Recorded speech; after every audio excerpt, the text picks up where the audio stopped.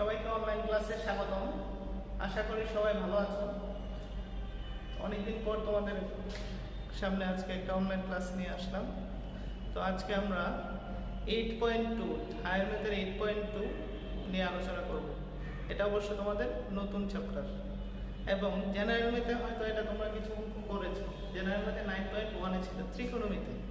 তো ত্রিকোণমিতির আজকে যে ক্লাসটা হবে সেখানে আমরা বেসিক যে সূত্রগুলো সেটা আমরা একটু দেখানোর চেষ্টা করব।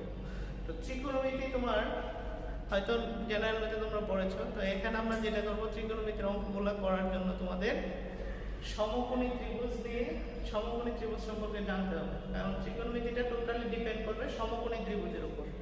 তো সমকোণী ত্রিভুজ আমরা অবশ্যই জানি যে ত্রিভুজের একটি কোণ এক সমকোণ তাকে বলা হয় সমকোণী ত্রিভুজ।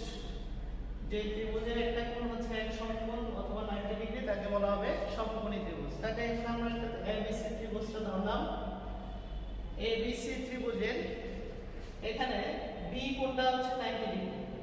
তো তোমাদের এখানে যে জিনিসগুলি মনে রাখতে হবে সেটা হচ্ছে যে সমকোণী ত্রিভুজের সমকোণের বিপরীত বাহুটাকে বলা হবে অতিভুজ। যেমন এটা হচ্ছে সমকোণ, তাহলে এটার বিপরীত বাহু হচ্ছে AC, তাহলে এটাকে বলা হবে অতিভুজ।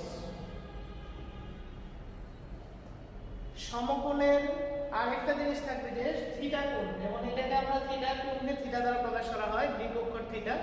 থিটা কোণের বিপরীত বাহুটাকে বলা হবে অতিভুজ, থিটা কোণের বিপরীত বাহুটাকে বলা হবে লম্ব। তাহলে এখানে আমরা এটা ধরলাম, এটাকে বলা হবে লম্ব। যদি এখন আমরা এই কোণটাকে থিটা ধরি, এই কোণটাকে যদি আমরা থিটা ধরি তাহলে তার লম্বটা হবে এটা, মানে থিটা কোণের বিপরীত বাহুটাকে বলা হবে লম্ব, আর অবশিষ্ট যে বাহুটা থাকবে সেটাকে বলা হবে ভূমি। এখন তোমাদের যে জিনিসটা মনে রাখতে হবে সেটা হলো যে ত্রিকোণমিতিক অনুপাত হচ্ছে আমাদের মোট 6টা। ত্রিকোণমিতিক বাহুগুলির অনুপাতের ভিত্তি করে 6টা অনুপাত আমরা পাই। তো সেটা হচ্ছে তোমাদের একটা হবে sin থিটা। sin থিটা হবে তোমার ত্রিভুজের লম্ব এবং অতিভুজের উপর ডিপেন্ড করে যেই অনুপাতটা, সেটা হচ্ছে লম্ব ডিভাইডেড বাই অতিভুজ, এটাকে বলা হয় sin থিটা। থিটা কোণের sin সমান হচ্ছে লম্ব ডিভাইডেড বাই অতিভুজ। তাহলে এটাকে আমরা অনেক সময় বলতে পারি যে সাগরের লবণ অনেক, অথবা সাগরের লবণ আছে। তারপরে আসো cos থিটা। cos থিটাটা হবে তোমার ভূমি ডিভাইডেড বাই অতিভুজ, ভূমি ডিভাইডেড বাই অতিভুজ।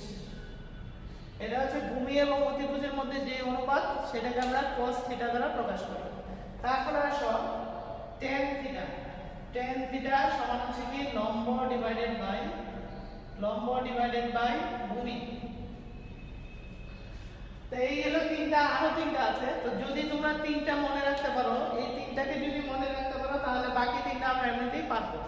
এই তিনটা মনে রাখ। তারপর দেখো এখান থেকে আমাদের যেহেতু তিনটা পারলাম, এখন এই তিনটার অপোজিট, যেমন আরেকটা আছে ধর এটা উল্টাটা, যখন আমরা এটা উল্টে দেবো, যেমন cosec থিটা।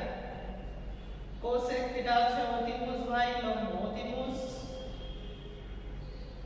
অতিভুজ ডিভাইডেড বাই হচ্ছে লম্ব। তার মানে হচ্ছে sin এর উল্টাটা হচ্ছে cosec থিটা। তারপর আসো cos থিটা, এর উল্টাটা ওটা হবে sec থিটা। sec থিটা সমান হচ্ছে অতিভুজ ডিভাইডেড বাই ভূমি, অতিভুজ ডিভাইডেড বাই হচ্ছে ভূমি। আর আরেকটা আছে যেটা, সেটা হলো তোমার cot থিটা। cot থিটা সমান হচ্ছে কি ভূমি ডিভাইডেড বাই লম্ব। তাহলে সেক্ষেত্রে দেখো আমাদের ত্রিকোণমিতিক অনুপাত হচ্ছে মোট 6টা। এটা অবশ্যই তোমাদের মুখস্থ করা লাগবে। তো 6টার মধ্যে আমাদের প্রথমটা হলো sin থিটা। sin থিটা হচ্ছে লম্ব ডিভাইডেড বাই অতিভুজ। তারপর আসবে cos থিটা। cos থিটা হচ্ছে ভূমি ডিভাইডেড বাই অতিভুজ। তারপর আসবে tan থিটা। tan থিটা হচ্ছে লম্ব ডিভাইডেড বাই ভূমি। তো এটাকে তোমরা যদি একটু শর্টকাট মনে রাখার জন্য এটা অনেক সময় আমরা টেকনিক ইউজ করি। সেই টেকনিকটা হচ্ছে যে সাগরের লবণ অনেক, তার মানে সাগর মানে sin, লবণ মানে লম্ব, অনেক মানে অতিভুজ। তারপর আসে cos থিটা, এটাকে আমরা জাস্ট ফান অথবা টেকনিক হিসেবে ইউজ করব। কবরে ভূত আছে, কবরে মানে cos, তারপরে ভূমি হচ্ছে ভূত, আর অতিভুজ হচ্ছে আছে অথবা অতিভুজ যেটা। আর এখানে tan থিটা যেটা দেওয়া আছে, tan থিটাটা হবে টেরা লম্বা ভূত। তার মানে হচ্ছে টেরা মানে tan থিটা, লম্বা মানে লম্ব, আর ভূত মানে ভূমি। এখন এটার অপোজিটটা যেটা sin এর উল্টা, সবসময় মনে রাখবা sin এর সাথে cosec সম্পর্কিত, cos এর সাথে sec সম্পর্কিত, এবং tan এর সাথে cot সম্পর্কিত। এই জিনিসটা যদি মনে রাখো তাহলে এই তিনটা মনে রাখলে কিন্তু তোমাদের বাকি তিনটা হয়ে যাচ্ছে। তাহলে যদি আমরা মনে করি যে sin থিটা হচ্ছে লম্ব বাই অতিভুজ, তাহলে cosec থিটা হবে অতিভুজ বাই লম্ব, তাহলে উল্টে যাবে। আবার sec থিটা হচ্ছে কি, sec থিটা হচ্ছে cos এর উল্টা, তাহলে cos থিটা হচ্ছে লম্ব বাই ভূমি বাই অতিভুজ, তাহলে sec থিটা কি হবে অতিভুজ ডিভাইডেড বাই ভূমি। তারপর আসো tan থিটা, tan এর সাথে হচ্ছে cot সম্পর্কিত, তাহলে tan এর সাথে যদি cot সম্পর্কিত হয় tan থিটা হচ্ছে লম্ব বাই ভূমি, তাহলে cot থিটা কি হবে ভূমি ডিভাইডেড বাই লম্ব। তো এইরকম ভাবে আমরা এটাকে মনে রাখতে পারবো। তাহলে তোমাদের মেইন যে কাজটা মনে রাখতে হবে যে ভূমি অতিভুজ লম্ব, ভূমি তারপরে অতিভুজ এবং লম্ব, এইগুলি আমরা কিভাবে চিনবো। তো এটা মনে রাখার জন্য তোমাদের এখানে একটা জিনিস এখানে এটা লিখে রাখতে পারো যে সমকোণের বিপরীত বাহু, এটা তোমরা লিখে নাও, সমকোণের বিপরীত বাহুটা হচ্ছে অতিভুজ। কারণ অনেক সময় আমাদের খুঁজে পাবো না যে আমাদের অতিভুজ কোনটা, লম্ব কোনটা, তারপরে ভূমি কোনটা। সেক্ষেত্রে আমাদের যে জিনিসটা মনে রাখতে হবে, সবসময় মনে রাখতে হবে সমকোণের বিপরীত বাহুটা হচ্ছে অতিভুজ। যেখানে সমকোণ থাকবে তার অপোজিট বাহু, যেমন এটা সমকোণ তার বিপরীত বাহু হচ্ছে এটা, তাই এই বাহুটাকে আমরা ধরে নেব অতিভুজ। নেক্সট যেটা আসবে থিটা কোণের বিপরীত বাহু, থিটা কোণের বিপরীত বাহু, বিপরীত বাহু এটা হবে তোমার লম্ব। থিটা কোণের বিপরীত বাহু এটাকে আমরা ধরে নেব লম্ব, যেমন এই যে এটা থিটা, এই কোণটাকে থিটা ধরলাম, তাহলে এটার বিপরীত বাহু হচ্ছে লম্ব। এখন যদি আমি এটাকে থিটা ধরি, এটাকে যদি থিটা ধরা হয় তাহলে বিপরীত বাহু হবে এটা, তার মানে বিসিটা হবে লম্ব। তারপর অবশিষ্ট বাহুটা হবে ভূমি, অবশিষ্ট যে বাহু সেটাকে আমরা ধরে নেব ভূমি, অবশিষ্ট বাহুটা হচ্ছে ভূমি। তাহলে সেক্ষেত্রে আমাদের অতিভুজ তারপরে লম্ব তারপরে ভূমি, এটা হয়তো চিন্তা এখন আর সমস্যা হবে না। তোমরা আগে সমকোণী ত্রিভুজ দেখে সমকোণ এবং থিটা কোণটা ধরে নিয়ে আমরা এভাবে লিখব। এখন এই জিনিসগুলো হচ্ছে বাহুগুলোর অনুপাত দিয়ে আমরা ত্রিকোণমিতিক অনুপাতগুলি লিখব। এখন এই অনুপাতগুলির মধ্যে কিন্তু আবার পরস্পর সম্পর্কযুক্ত। এই অনুপাতগুলি কিভাবে সম্পর্কযুক্ত আমি বলি, এখানে যেমন আমি লিখলাম sin এর, এটা হচ্ছে কি sin থিটা লম্ব বাই অতিভুজ, আবার cosec থিটা হচ্ছে অতিভুজ বাই লম্ব, দেখা যাচ্ছে একটা আরেকটা বিপরীত। তো সেক্ষেত্রে তোমরা যে কাজটা করবা, আমাদের এটা মনে রাখতে হবে sin থিটা সমান হচ্ছে 1 by cosec theta, sin theta সমান হবে 1 বাই cosec থিটা, তাহলে 1 বাই cosec থিটা আমরা লিখতে পারি cosec থিটা। তারপর আবার সেম সিস্টেম আমরা যদি cosec থিটা লিখি, cosec থিটা সমান হচ্ছে কত 1 বাই sin থিটা। এখন দেখো তোমাদের কিন্তু সম্পর্ক আমি ফার্স্টে বলে দিলাম যে প্রথম তিনটা যদি মনে রাখতে পারো তাহলে কিন্তু সূত্রগুলো আমাদের ইজিলি মনে রাখতে পারছি। কিভাবে, যেহেতু আমরা জানি sin এর সাথে cosec এর সম্পর্ক, তার মানে একটা আরেকটার উল্টা, cos এর সাথে sec এর সম্পর্ক একটা আরেকটার উল্টা, tan এর সাথে cot এর সম্পর্ক এটা একটা আরেকটার উল্টো হবে। তাহলে সেক্ষেত্রে আমরা যদি লিখি sin theta 1 by cosec theta, cosec theta হচ্ছে 1 বাই sin থিটা, এটা গেল। এখন আবার যদি আমরা লিখি cos থিটা, cos থিটা কার সাথে সম্পর্কিত, সেটা হচ্ছে sec থিটার সাথে, তাহলে cos থিটা হচ্ছে 1 বাই sec থিটা।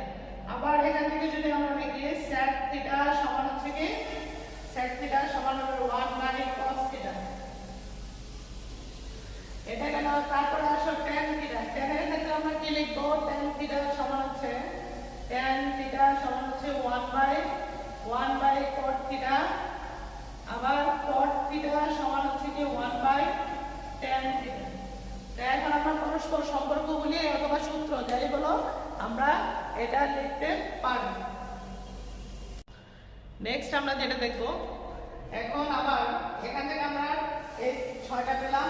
এখন আবার এখান থেকে আমরা যে কাজটা করতে পারি, এখানে আমরা লিখতে পারি tan থিটা সমান হচ্ছে sin theta divided by cos theta, tan theta সমান হচ্ছে কত, sin theta divided by cos theta. তাহলে এখন cot থিটা কি হবে, cot থিটা সমান হচ্ছে তোমার cos theta divided by sin theta, cot theta সমান হচ্ছে cos theta divided by sin theta. এই দুইটা সূত্র কিন্তু আমরা অঙ্কের মধ্যে ইউজ করব। সো এই সূত্রগুলি তোমরা একটু ভালোভাবে মুখস্থ করবে। নেক্সট যেটা আসবে, এখন আবার এই সূত্রগুলি তোমাদের মুখস্থ করার পর নেক্সট আরো 3টা সূত্র আছে, তিনটা থেকে আবার তোমার দুইটা দুইটা করে ছয়টা, তার মানে টোটাল 9টা 6টা অনুসিদ্ধান্ত পাবো। তো সেটা আমরা একটু লিখছি। সেটা হলো সাইন এবং কোজের মধ্যে একটা সম্পর্ক আছে, সেটা আমরা দেখি। তাহলে sine theta sine square theta plus cos square theta সমান হচ্ছে 1। এখন এটা হচ্ছে মেইন সূত্র, মেইন ফর্মুলা। এখান থেকে আরো দুইটা অনুসিদ্ধান্ত আমরা পাচ্ছি। সেটা হলো কি, যে এখান থেকে আমরা লিখতে পারি সাইন স্কয়ার থিটা সমান হচ্ছে 1 minus cos square theta. Sine square theta এটা আমরা কি ইউজ করব, এই ফর্মুলাগুলো অবশ্যই মুখস্থ করে ফেলতে হবে তোমাদের।